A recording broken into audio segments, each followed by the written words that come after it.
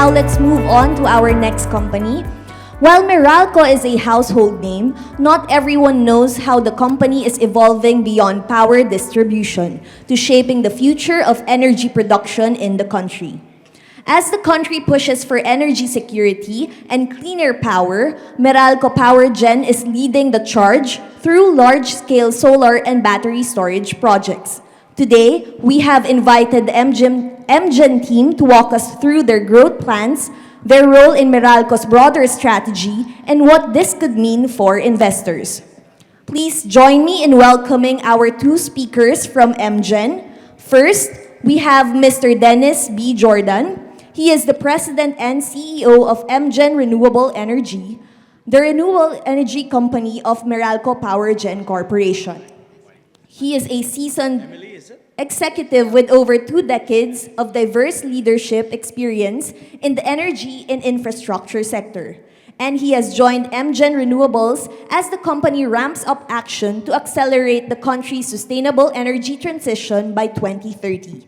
He has a solid track record of delivering business growth, driving change management, optimizing performance and profitability, and leading teams on complex transformational journeys that generate value while maintaining cost efficiencies. Let's give a warm round of applause to Mr. Dennis Jordan. Next, we have Mr. Lino Bernardo, who serves as President and CEO of MGEN Thermal, the thermal operations unit of MGEN. In his role, he leads strategic initiatives focused on sustainable growth, innovation, and operational excellence. Through his leadership, MGEN Thermal is driving transformative change by pushing forward with fresh approaches to energy generation and helping establish best practices in the industry. With more than 20 years of executive experience, he has built his career across both the energy and technology sectors. He previously held significant roles at Aboitiz Power, AP Renewables, and Thermal Luzon, gaining valuable insights into power generation and renewable energy markets. Let's give a warm round of applause to Mr. Lino Bernardo.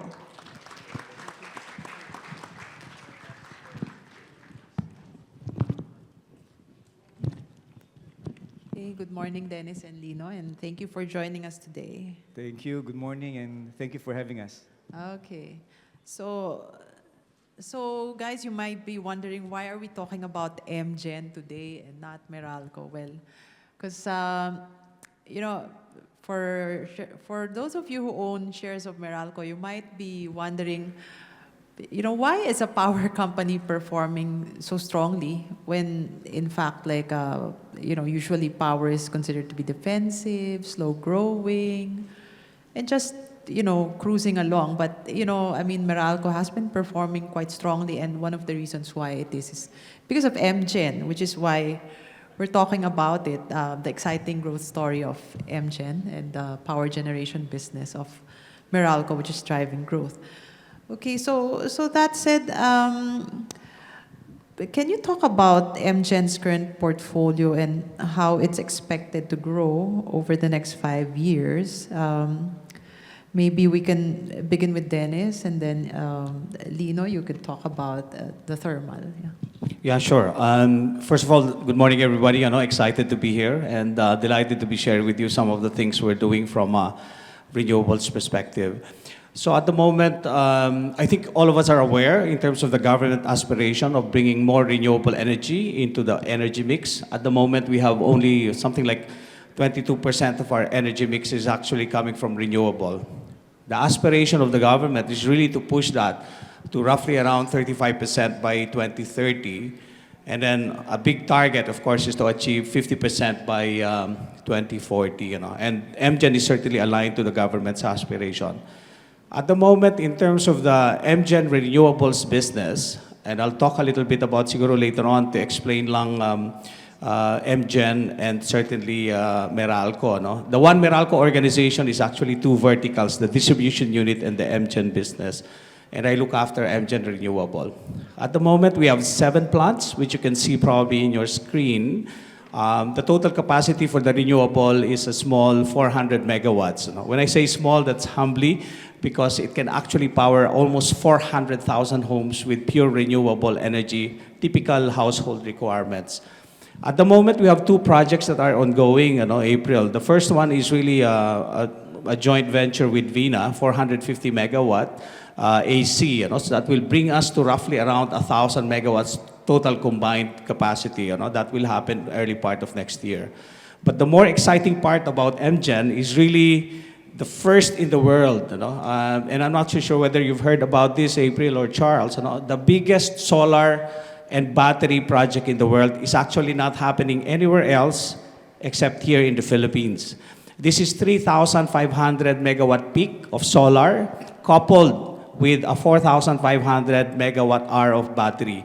You will not see any other project happening like this in the world.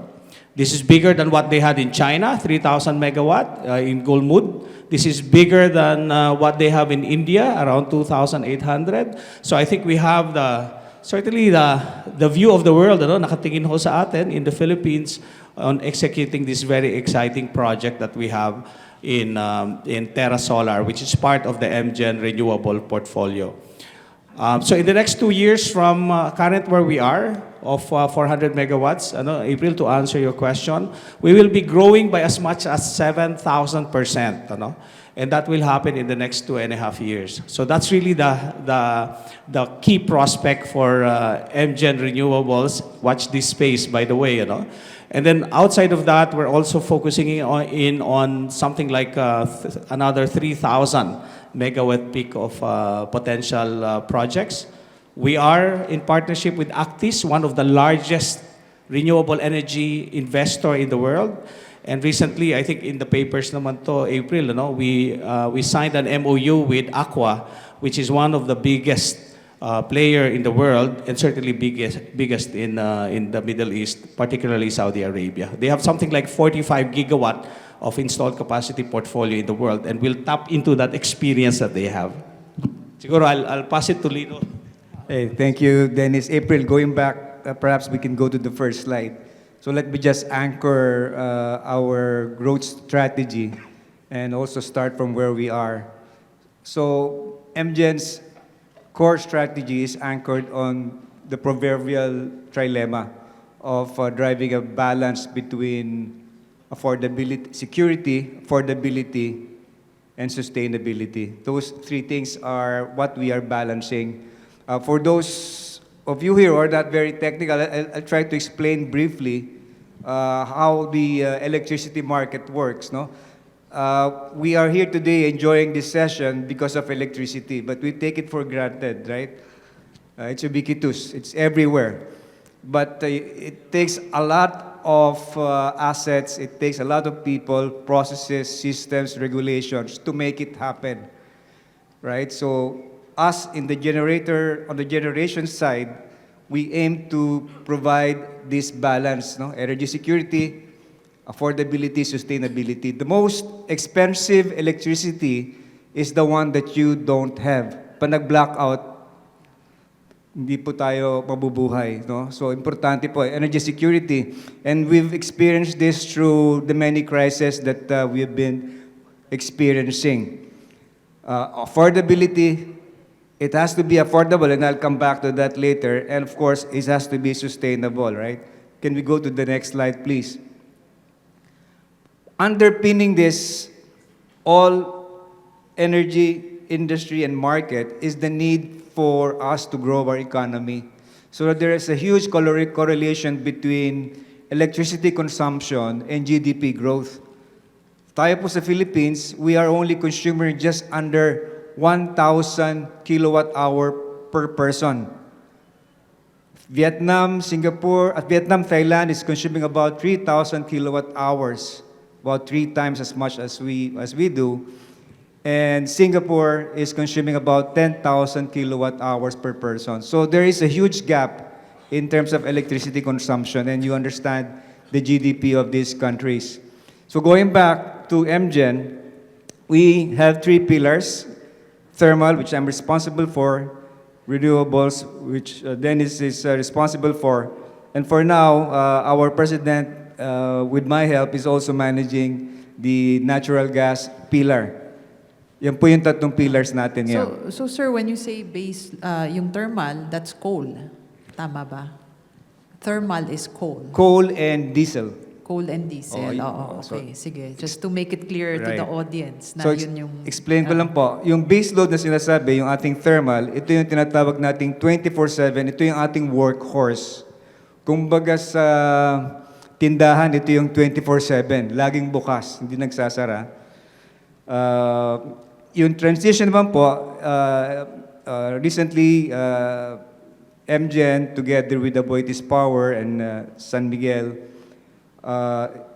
co-invested in the largest today, one of the largest LNG to power facilities in Batangas. So we believe that gas to power is a good transition to less carbon or carbon easy technology in the future. And of course, Dennis mentioned about renewables. So where we are today in thermal, on the thermal side and gas side, so today we're about 1,500 megawatts in coal and gas, and we are a total of 3,375 in natural gas. By the way, other than our investment in the LNG to power plant in Batangas, we also have an investment in Pacific Light and Power, which is a gas power plant in Singapore.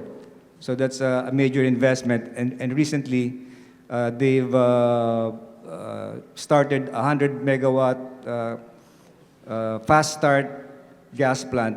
And we are soon to start a 670 megawatt LNG to power plant also in Singapore that is going to be hydrogen ready.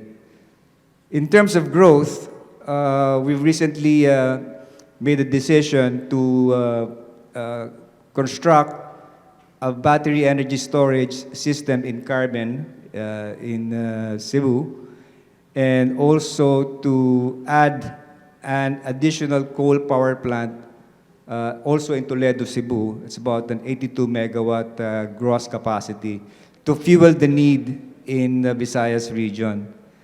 And further down towards the end of the decade, we are also planning to construct a 1,200 megawatt coal-fired power plant, high efficiency, low emission technology in Atimonan. Again, to fuel the energy needs of our growing economy.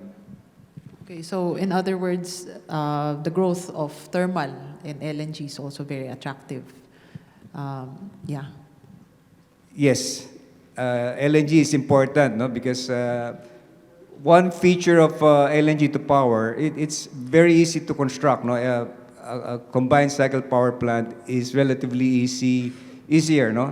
To construct compared to a coal-fired power plant or a nuclear plant. So, and the gas is also accessible, right? So we have Malampaya, and of course we can import liquefied natural gas. So gas is clean, but it's not. Is it renewable? It's not. Well, if you take a, if you So if that's you why look- it's transition, ba? Ganun? Yes, it's not renewable, but it's less carbon, right? So in terms of carbon intensity, it's definitely less than coal. Can I just add? Like, I just want to ask, because you showed a while ago the triangle, and you talked about, I think, kasi, syempre, usually we always talk about sustainability, which is important. But I think, di ba, one issue is affordability. Is that one of the reasons why there's still an expansion on coal? Exactly. So today, if we do the math, coal is still the cheapest, right? And Philippines, we still have some of our countrymen who don't have access to affordable electricity. And like what I said, no, in terms of electricity per capita consumption, napakababa pa natin. So we need to make sure that the consumers through their distribution utilities and the industry also have access to low cost and 24/7 electricity. I see, Charles. Yeah. Sir, you mentioned a while ago the LNG plant, right? And I believe, correct me if I'm wrong, that this basically was one of the big reasons why the MGEN's performance this year grew significantly. So my question is, for the next, say, for next year, for 2026, and maybe for the rest of the year, how many more like plants would come on board that could potentially be the next leg for the earnings of MGEN? So, as I've said, the first one, the immediate one is the Carmen battery energy storage. No, it's 40 megawatt hour, 20 megawatt battery energy storage. So that's the first one that will come out. That will be sometime April, May of next year, because it's easy to install, easy to construct. The next one will be the Toledo expansion, the 82 megawatt coal plant that we are aiming to finish by 2028, and then the larger plant, the Atimonan coal plant, by end of 2030. And as I've said, internationally, we are expanding in Singapore, 670 megawatt, and we are also looking at opportunities in Malaysia as our regional play. No? So, by the way, I mentioned about driving the economic growth. Our mission is not only to do that here in the Philippines, but also in other parts of the region, including Malaysia. So we want to penetrate that part of the region. Yeah, I have sorry. I have a quick follow-up. Because you mentioned all these, all very exciting, a lot of expansion plans, no? Not just in the Philippines, in Singapore, in Malaysia. How are you funding all of these CAPEX, no? And yeah, good question. Siguro I'll start. With regards to Terra Solar, this is one of the biggest investment here in the Philippines, by the way. We had to had 6 banks support the $150 billion requirement as investment into this particular project, yung MTerra Solar natin. But also we had a partner, Actis, which is based in the UK, but also a global player at that, actually infused a huge capital into the project, amounting to roughly around $600 million. This is the single biggest investment on a renewable project in the Philippines ever. So a couple of things, what it means to me, Charles, is that certainly the eye of the world is into the Philippines. The fact that, in renewable space, international companies can actually invest as well. This shows to us, it gives us a tick of confidence on the Philippine energy market. And that to me is a very positive signal. And ongoingly, of course, for the new projects that we have, we are eyeing smaller projects in the renewable space. Nabanggit ko kanina yung mga gigawatt projects. We're looking at another 3,000 megawatts, so 3 gigawatt project. But we're also interested on the smaller ones. On the smaller ones, of course, we'll try to use equity and debt. That's our strategy. Lino? So for the projects that I mentioned, the battery energy storage is fully funded by MThermal. So it shows you the strength of the balance sheet of MThermal. It can finance its own project 100%.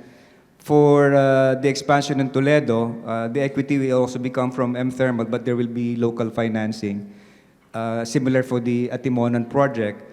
And there is so much interest, that we're receiving offers from other parties to participate in the Atimonan project. But obviously for that large of a project, there has to be debt. I see. So, Sir Dennis, I'd like to ask you about MTerra Solar, because of course that will be the major jump in the capacity of renewables. So maybe you could talk about the pipeline, like what can we expect this year, next year, like when will all that capacity kick in? For sure, ano? So very, very exciting mga kasama, no? 3,500 megawatt hours peak of solar and 4,500 megawatt hours of battery. So imagine yourself standing in Pasig, middle of Pasig, and the entire Pasig is just filled with solar panels, ano? And also around 1,000 containers of battery systems. So we're actually phase one. Our commitment is really to supply Meralco. There was a CSP in 2022, and this project, the owners were different at that time. We bought into the project lang noong 2016. Actually, 2023, and the project actually won the requirements of Meralco. The commitment is to deliver phase one by next year, and then, of course, the full project by 2027, February 2027. The project is actually progressing well. We're looking at energizing as load by November of this year, and then energizing later on as generator by end of the year. We're pushing everybody. We're getting the support of the Department of Energy into this, and working with NGCP. Unprecedented kasi to, so we really have to work hard and convince them about the things that we're doing. And by the way, this is also the first test case for our large-scale grid-forming technology. This is the most exciting part about the technology we're bringing, because the issue with renewable energy is really, the issue is a couple of things: intermittency, and also making sure that the grid will be stable. With the new technology that we're using here, it actually allows for generation of MVAR, which helps in the frequency regulation. That helps stabilize the grid. So ito yung una na in this scale that we're actually implementing around the world. We brought April ang DOE, NGCP into China to witness actually the technology providing yung RPS na requirement by the grid, and demonstrate to them that it is being done by the new technology. The other thing is yung sa intermittency, the issue Charles, kasi alam ho natin yung solar can only provide energy up to maximum 17-18% of its installed capacity. Ibig sabihin compared to the maximum of what the solar can actually provide for, let's say, an entire day, supposedly, it actually provides just 17%.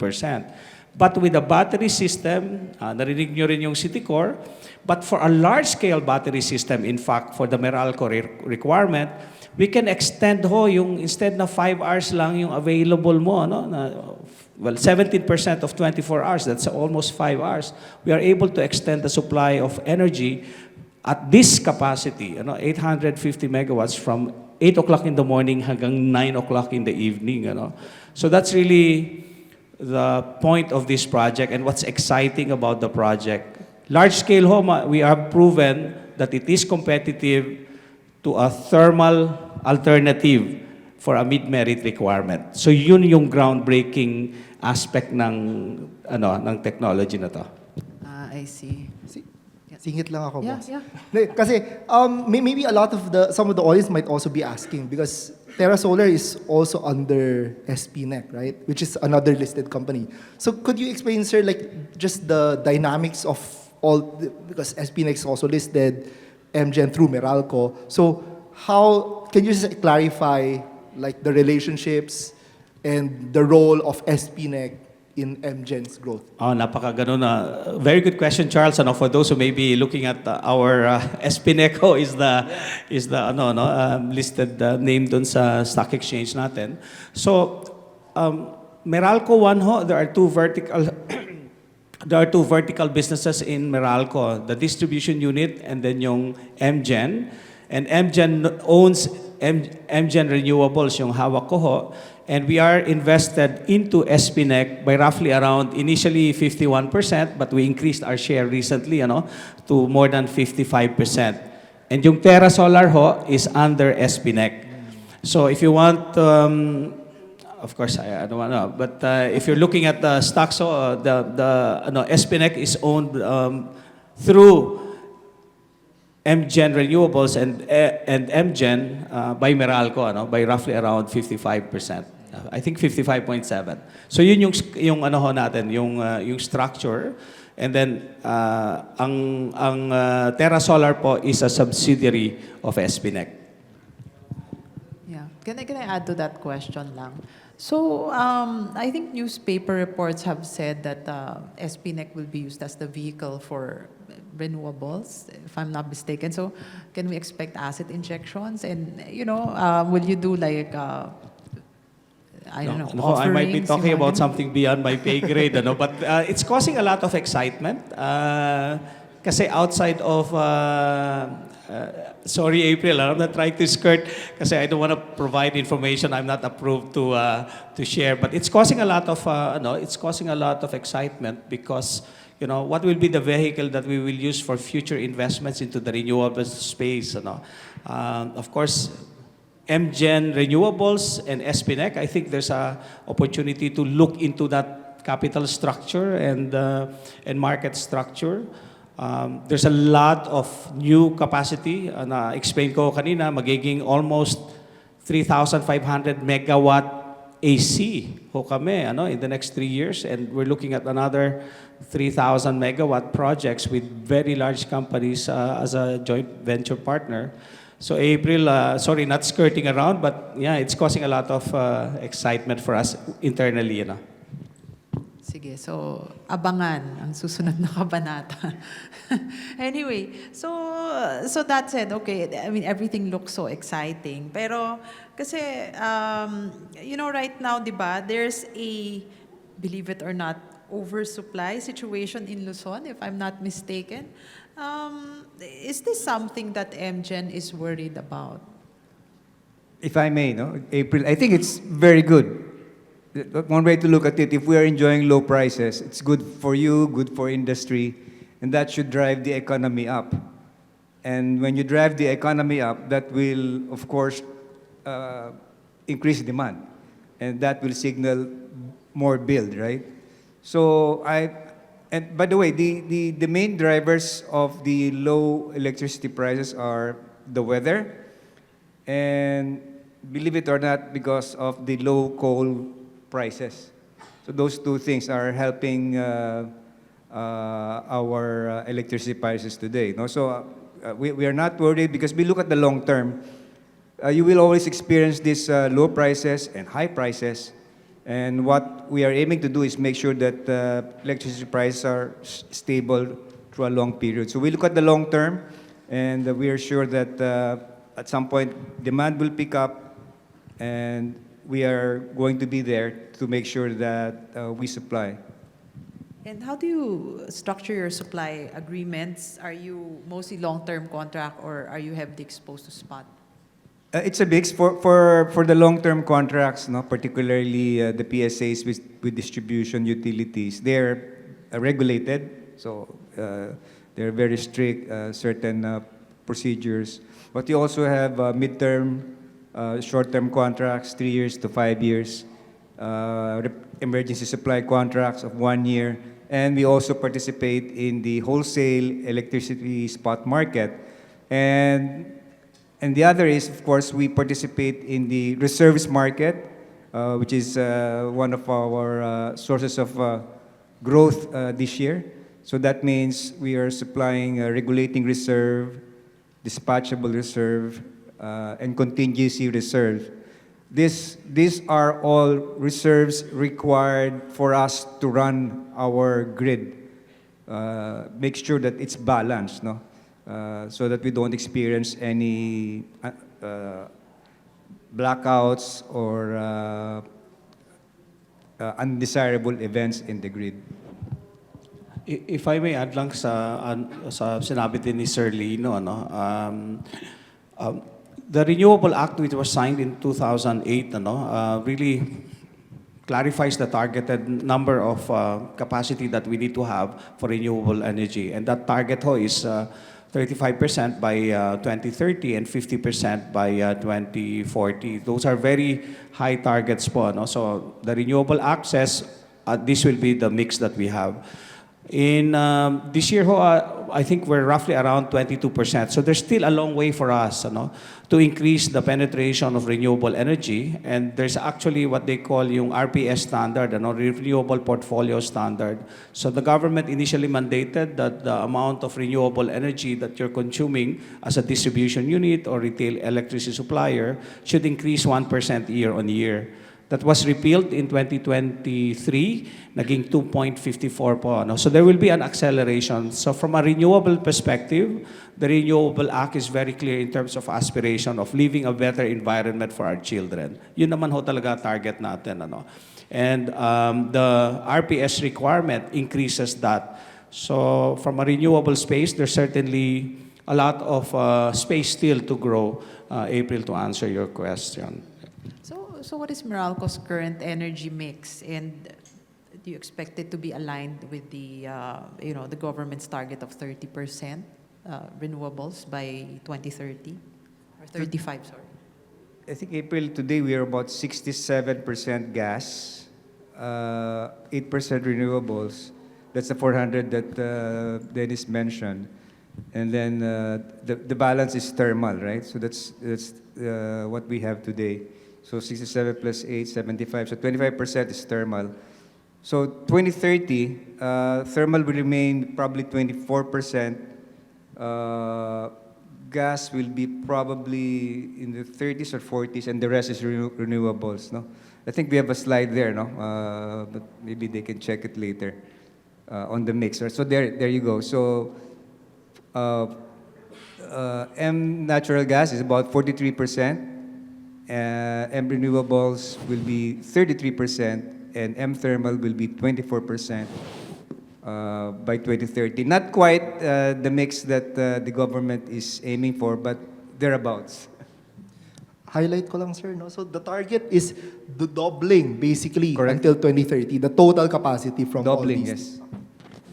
Pero sir, yung doubling, kasi like I was researching, doing the math, but then yun na nga, a while ago, you mentioned about Malaysia.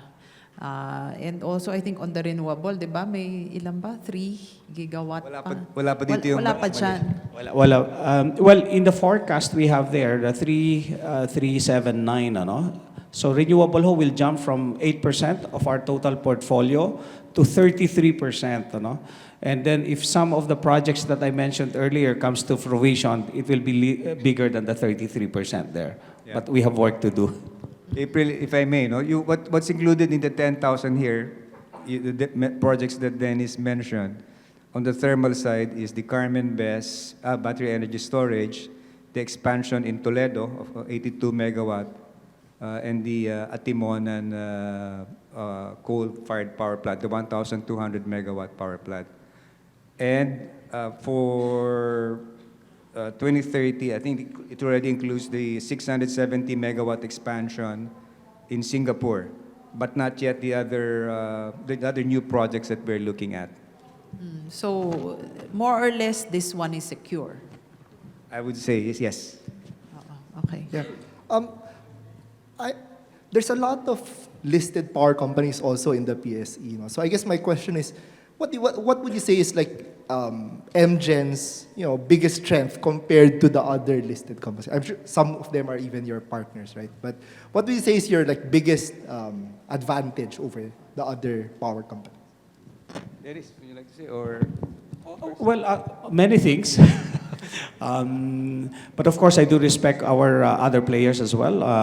We have a DNA of my competitor, one of our competitors, so we certainly respect everybody and appreciate their contribution to our energy mix. I think the strength of the renewable business in particular, if you're looking at SPNEC and MTerra Solar, the strength is the fact that we have a contract with the Meralco for the next 20 years. That's really the value of SPNEC. And many of our contracts as well, we have a recent expansion with our existing facility that's also contracted for the next for the next 20 years. And certainly all the other projects that we're looking for a smaller one. Hopefully you'll hear about it towards the end of the year. That's also going to be contracted through our own retail electricity supplier. Small, but the other bigger ones is really using the government JAP programs and yung green energy auction. It's a great way to de-risk your project in terms of having a taker, an off-taker for your project. So the government basically underwrites the requirement for the project. But the other side of it is also leaning on the more than 120 years of legacy of One Meralco. So, in fact, portion of the project is being executed. For the appreciation of the crowd here, we're building substations, 2 substations, 230, and 1 major substation, 500 kV. We're putting transmission for the 230 kV of around 30 towers. And then yung 500 kV line namin, we're putting 89 towers. In a span of 14 months. Guys, we will not be able to do it unless we build on Meralco, Miescor, and the capability that they have. We will not be able to do this without those capability. I think to me is really the inherent legacy of Meralco Group, One Meralco, the resources that they have, the fact that many of our projects is really long-term contracts, particularly MTerra Solar.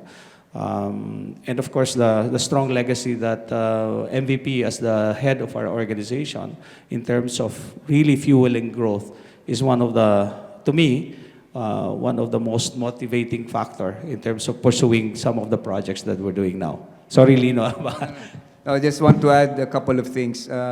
We are not the largest today, so there is headroom. You know the grid limits, no, and the regional and national grid limits. So we have headroom to grow.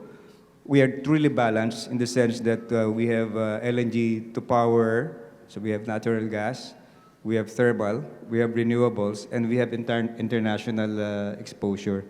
And like what Dennis mentioned, we are really invested. We have a strong team, and we are making it stronger, right? So there's so many good things happening, and I'm quite confident of achieving the objectives that we have for the mid and long term with all these good resources that we have within One Meralco and of course in MGEN. Okay, so we don't have a lot of time. So I guess last question na lang. So any of you gentlemen can answer this. Siguro ito na lang. Wag naman natin tanggalin si Meralco because siya yung listed entity. But so how does MGEN fit into the overall story of Meralco and target contribution to Meralco over the long term? So, but my brief answer is we are the growth engine because it's a competitive market, no? So where you can really grow and innovate. So those two things we can do and contribute to Meralco. Dennis? Yeah, just to add to yung sinabi ni Sir Lino, April and Charles, really very exciting for the One Meralco Group overall. At the moment, the MGEN vertical, or the generating arm of the One Meralco Group contributes roughly around 37% to a maximum 39% of the overall One Meralco net income. 2026, you'll see a big shift. We'll be heading around 44 to 46%, of course, depending on month-on-month performance. So you will see that the contribution of MGEN, the generating arm of the One Meralco Group, contributing more and more into the coffers of the One Meralco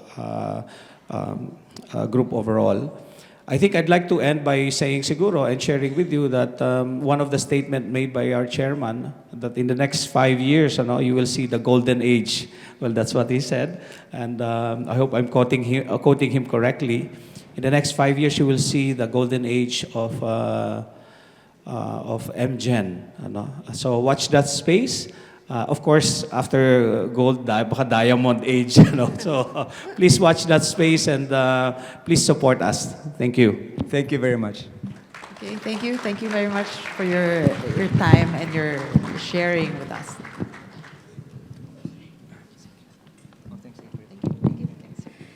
Thank you again to the President and CEO of MGEN Renewables, Mr. Dennis Jordan, and Mr. Lino Bernardo, COO of MGEN Thermal.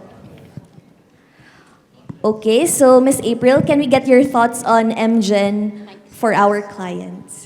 Okay, so as discussed by the two gentlemen here, MGEN will be driving the growth of Meralco, making it more exciting than your typical power company that just grows single digit every year. And it's good to know that the capacity will double in the next 5 years, plus some potential upside if the other projects that they're working on will pan out. Just to add, no, and on top of all of that, they're paying out the Meralco is paying out 4.8% in dividends every year. Yes. Right, so there's also that sustainability. Yeah, I just want to highlight nga na I think Meralco technically broke down yesterday or 2 days ago. So of course, Juanes will tell you not to buy it because it broke down. But for us, we're actually viewing it as a good opportunity for bargain hunters because of that growth, the growth story of MGEN plus the dividend. All right, thank you to our moderators.